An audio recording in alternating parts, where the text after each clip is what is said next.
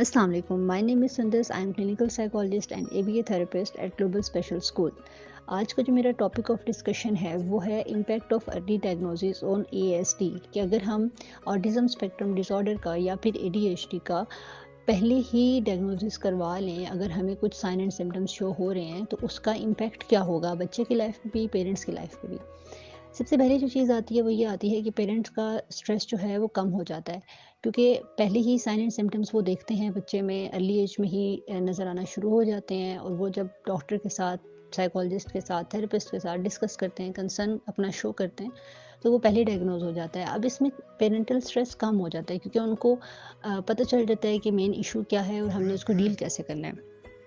बहुत सी रिसर्चेस हैं जिसमें ये चीज़ प्रूव की गई है कि अगर बच्चों का जो डायग्नोसिस है वो पहले हो जाता है और इंटरवेंशंस, ट्रीटमेंट जो है वो before the age of 4 start हो जाता है, 4 साल की उम्र से पहले ही उनका जो ट्रीटमेंट है अगर वो स्टार्ट हो जाता है, तो उसमें बहुत ज़्यादा सिग्निफिकेंट जो है ना गेन्स आ सकते हैं कॉग्निशन में, लैंग्वेज में, एडेप्टिव बिहेवियर में।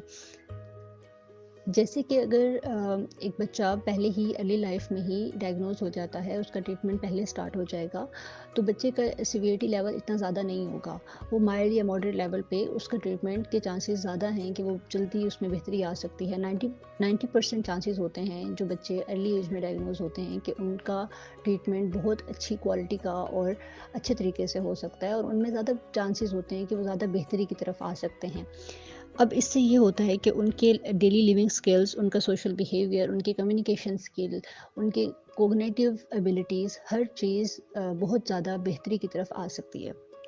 सेकंड जो मेन चीज़ है आज की डिस्कशन का वो है बैरियर्स टू अर्ली डायग्नोसिस, कि कौन कौन सी रुकावटें आती हैं जिनकी वजह से डायग्नोज नहीं हो सकता बच्चा एक प्रॉपर टाइम पे। अब इसमें जो सबसे पहली चीज़ आती है वो ये, समटाइम्स हेल्थ केयर प्रोवाइडर्स जो होते हैं, मतलब जो उनके प्रोफेशनल होते हैं, थेरेपिस्ट होते हैं या डॉक्टर्स होते हैं, जब पेरेंट्स उनके साथ जाकर डिस्कस करते हैं तो वो उनको बताते हैं कि ये नॉर्मल चीज़ है, ये सब बच्चों में होती है,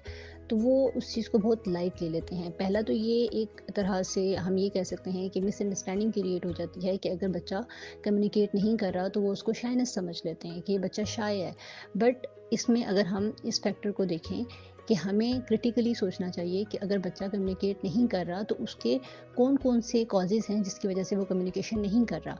इससे हेल्प होगी पेरेंट्स की भी और उस बच्चे की भी हेल्प होगी कि वो अगर अर्ली एज में डायग्नोज हो जाता है कि अगर उसके कम्युनिकेशन स्किल्स नहीं हैं, उसका आई कांटेक्ट नहीं है, उसकी अटेंशन नहीं है,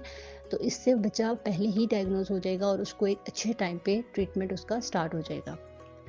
रिसर्चेस के अकॉर्डिंग जो ऑटिज़म स्पेक्ट्रम डिसऑर्डर है या ADHD है, वो 2 साल की उम्र से पहले डायग्नोज हो सकता है। मतलब हम प्रॉपर उसके लिए स्क्रीनिंग टेस्ट यूज़ करते हैं, हम उसका स्क्रीनिंग इंटरव्यू लेते हैं,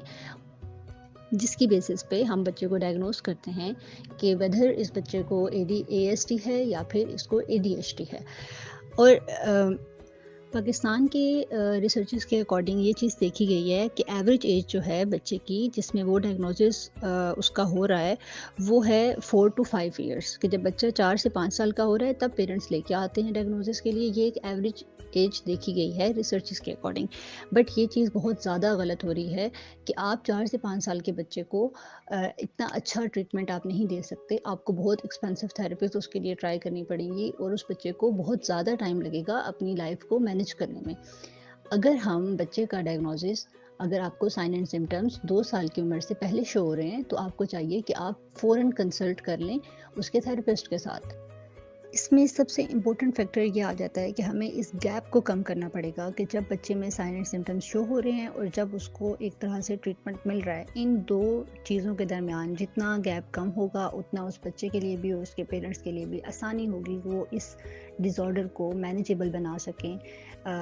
और बच्चे की जो लाइफ है वो बेहतरी की तरफ आ सके। Thank you so much.